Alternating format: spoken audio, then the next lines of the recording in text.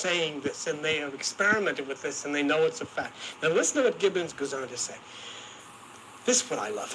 Waves traveling backwards provide feedback, which makes every charged particle an integrated part of the whole universal electromagnetic web.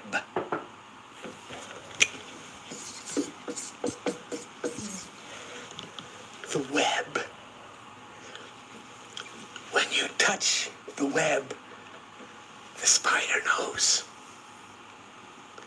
And as soon as you touch that web, as soon as you vibrate that web, the spider comes. Just like that. If you look on page, you don't have to do it now because we're late, but if you look on stuff 25, you see that inside of your skull is something called arachnoid, which is the web. Even a spider is called the arachnoid. So there are 12 cranial nerves, 12 constellations, 12 signs of the zodiac. You have 10% of your brain on the left side, and Stuff 63 tells you that we can only see 10% of the universe. Now we learn of the universal electromagnetic web, and then we see that in the brain we have arachnoid, which is in the brain. And when you just touch that electron, it sends a signal up the web, and the spider knows somebody's there.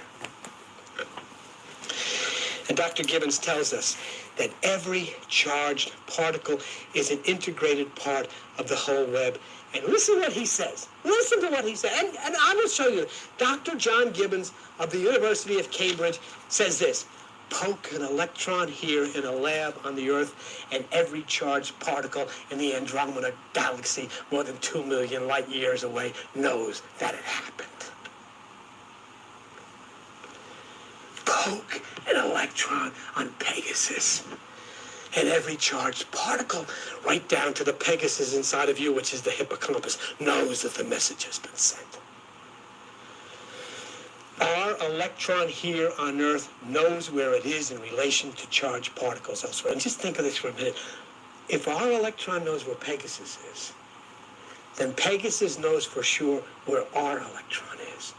And you know that inside of you, Pegasus is the hippocampus of the brain, the place of memory. So now you see that as you watch, you observe the electron, the photon moves, and the vibration reaches to the most distant places, including 4555. And as you watch, the vibration moves as a wave looking for you, waving across the universe looking for you, waiting for you to watch, waiting for you to observe, waiting for you to look.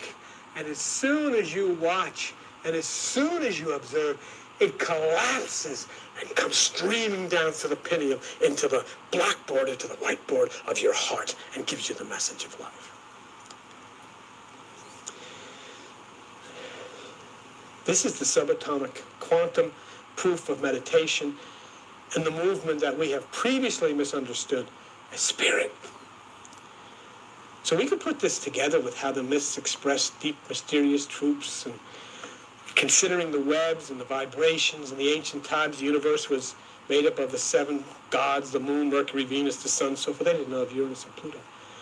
But consider this perceived highway as the movement up and down the web.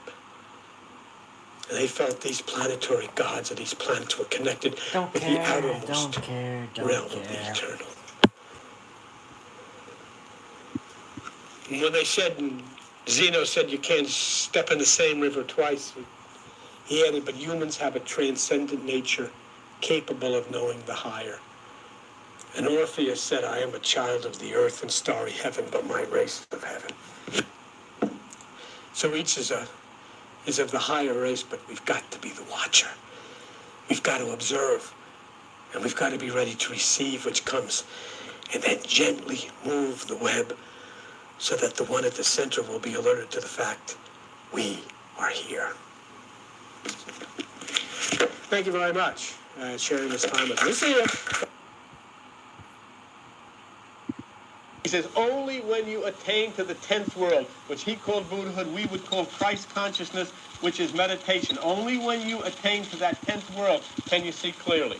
And then the decisions that you made can be made on the basis of life the way it really is, not the way you want it to be or the way you think it's going to be. But how is it really? How do you draw things to you? How do you attract things to you that are positive? How do you make decisions in your life that are positive? You know, coming in here and meditating is coming in here and meditating. You still got to go up the stairs and out the door. Whatever you do it for less at Harbor Freight. Common people around the world are doing the uncommon, and they are doing supernatural. Welcome back, and we're continuing our series in Exodus. And remember, the premise that I have given you based on the Bible is, I thought I lost a lead, is the fact that Moses represents a part of your mind, an energy within you that leads you out of all of the torment and out of all of the struggles and out of all of the hurts and out of all of the things that have come against you. And we've gone through the different aspects of bringing yourself to the Pharaoh, which will culminate within a couple of weeks as we move out of the bondage of the lower mind. But to understand something, this is allegory. This is mythology. This is a story written not to convey about a group. There's no record. There is not one iota, not one shred of a record. The Egyptians kept records better than anybody. There is not one shred of a record of 400,000 people running out of Egypt with the Egyptians chasing them and the sea opens up and all of this. It's a mythology, but it's created to talk about you and the thoughts in your mind which hold you in bondage, which is Egypt.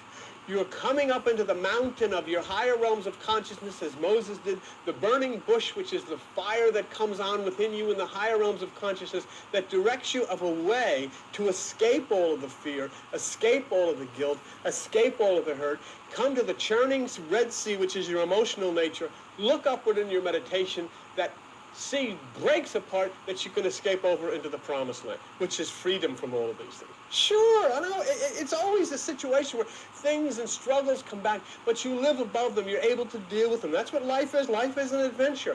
If there weren't struggles, if there weren't fights, if there weren't arguments, we'd create them anyhow. You have to have that, and a lot of times that's a way to learn and a way to understand things, and you become better for it because you've experienced something that may even be negative. I've gone through situations, you've gone through situations in your life which at first appeared negative. I mean, what...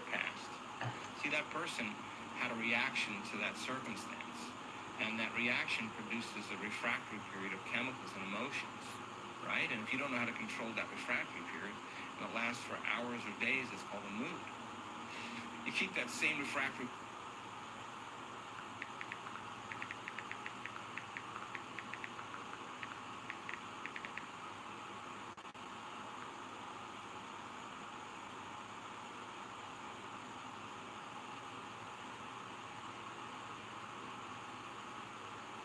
I'll sing the melody, you sing the harmony.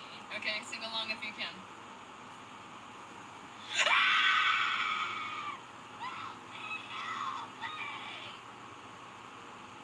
I'll sing the melody. I was told, I was a manager of a cable system in Brick Township for 21 years, and they come in one day and they say, that's it. I said, what do you mean that? No, that's it. We're gonna change this. We're gonna change your position. What am I gonna be? Well, you'll be a special projects director. Well, I know when they ever name you a special projects director, they mean, get your coat and head for the door, kid, because, the gray hair's showing through special projects. Well, you go into a depression. And I started going into a depression. And then I said, well, where's my office going to be? Because they didn't want me there. So we don't want you here anymore because you were the manager for 21 years. We got a clean house. Where am I going to go? We'll put you in Trenton. Trenton? I had to go to Trenton. So this was a negative thing. See? Oh, but there was the world. Right, Tom? It could be pretty much the end of the world going to Trenton. Tom goes to Trenton. So I had to commute to Trenton. Every day I'm driving. Remember last year in the snow, sliding and all of these things, and the storms going up through Cream Ridge and these wild roads, and it's going to Trenton. And I get there, and the place looked like it had been demolished. It was a terrible place. And I called up Joan, and I said I was depressed. I said, I don't think, get weepy and everything. I lost my job. I'm not the manager anymore. I don't think I can make this. And we went into a depression. she says, look around and if you find some nice people, which I did. Our company has a psychologist that's an instructor, and he teaches how to be a better manager. And I called him one day and I said, hey, I got to talk to you, So he said, Bill, look, you've been doing this for so long. Create the job. Don't let anybody tell you what to do. You got this, grab it, make it, and make something out of it, and do it the way you want to do it. And I did.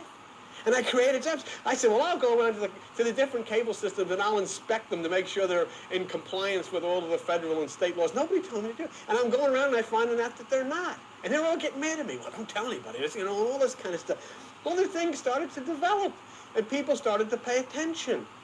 And so now what happens? They set me up and I've got the office in my house. Laptop, computers, fax machines in the house. I have to commute from the bedroom to the front of the house.